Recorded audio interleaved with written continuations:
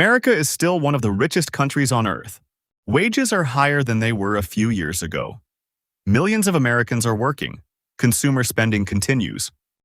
And from the outside, the United States can still look extraordinarily wealthy. So why do so many Americans feel as if their money simply doesn't go as far anymore? Why can a household earning what once sounded like an excellent salary still worry about groceries, housing, insurance, childcare, and credit card bills?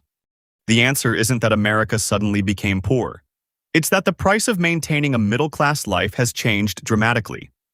And in 2026, several pressures are hitting American households at the same time. Let's start with the most obvious one: prices. Inflation is nowhere near the extreme levels seen immediately after the pandemic. But that doesn't mean prices went back down. This is one of the most misunderstood parts of inflation. When inflation slows, prices usually don't return to where they were before. They simply rise more slowly. By July 2026, consumer prices in the United States were still around 3.4% higher than a year earlier. Food prices were higher, electricity was higher, and energy costs had risen sharply. So even when the inflation rate improves, families continue buying groceries, paying utility bills, and filling their cars at prices that may be significantly higher than the levels they remember from only a few years ago. And that's where wages become important. American workers are earning more in dollar terms. But what matters isn't simply how many dollars appear on a paycheck. What matters is what those dollars can actually buy. In July 2026, average hourly earnings in the private sector were higher than a year earlier. But after accounting for inflation, average hourly purchasing power was slightly lower. Think about what that means. You can receive a pay raise. Look at your salary and see a bigger number, and still feel as though you've made no financial progress because your rent increased, your groceries increased, your insurance increased, your electricity increased, and the raise disappeared before you ever had a chance to enjoy it. But perhaps nothing represents America's affordability problem better than housing. For generations, owning a home has been one of the central symbols of the American middle-class dream. Get a stable job, save some money, buy a house, raise a family, build equity, retire with an asset. But that path has become significantly harder for many younger Americans. In the second quarter of 2026, the median price of a newly sold American home was around $410,000. And home prices are only half of the equation. Mortgage interest rates have remained around 6.5%. At those rates, financing a home can produce a dramatically larger monthly payment than financing the same home when mortgage rates were near 3%. That creates an unusual situation.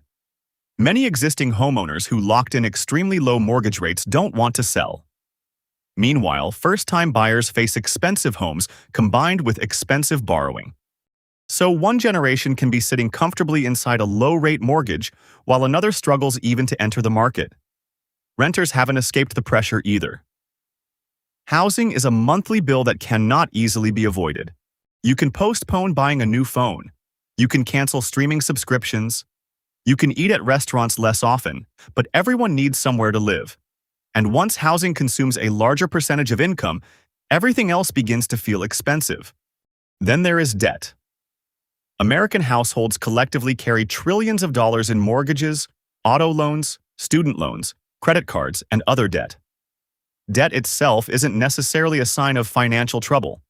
A mortgage can help someone buy an appreciating asset. A business loan can finance expansion. A student loan can fund education. The problem appears when households increasingly rely on expensive borrowing just to maintain ordinary consumption. Credit cards are especially unforgiving because interest rates can be extremely high. A household doesn't need to be technically poor to feel financially trapped. Imagine earning a respectable salary but paying a large mortgage or rent payment, 2 car payments, insurance, childcare, healthcare, groceries, utilities, taxes, and then interest on yesterday's purchases. On paper, that household may look wealthy. In reality, very little disposable income may remain. This is also why America's economic statistics can appear contradictory. The Federal Reserve's own household research shows that a clear majority of American adults still say they're doing okay financially or living comfortably. So this isn't a story about every American falling into poverty. The U.S. economy remains enormous. Millions of households own homes, retirement accounts, businesses, and financial assets. But the same Federal Reserve research shows that concern about rising prices remains widespread. Both things can be true at the same time. America can remain extraordinarily wealthy, while ordinary households feel increasingly nervous about the cost of maintaining their lifestyle. And there's another divide hidden inside the numbers. People who already owned assets before prices surged often benefited. Homeowners watched property values rise. Investors benefited from higher asset prices. But younger adults trying to buy those same assets must now pay today's prices. So inflation doesn't affect everyone equally. For one household, a $400,000 home represents growing wealth. For another, that same $400,000 home represents a barrier they cannot afford to cross. That difference helps explain why conversations about the American economy can become so confusing. One person says, "Things are going great." Another says, "I can't afford anything." And both may be describing their own reality accurately. So is the American middle class disappearing? Not necessarily, but the definition of a comfortable middle-class lifestyle is becoming more expensive. A good salary alone isn't always enough. Location matters. Housing matters. Debt matters. Healthcare matters. Children matter. And whether you bought assets before or after the great rise in prices matters enormously. The American dream hasn't disappeared, but for many people the entrance fee has become much higher. And perhaps that's the real economic story of America in 2026. The country is still rich, people are still working, money is still being spent. But millions of households are discovering that earning more money doesn't necessarily mean feeling richer, because ultimately wealth isn't measured only by what you earn. It's measured by what remains after life has been paid for.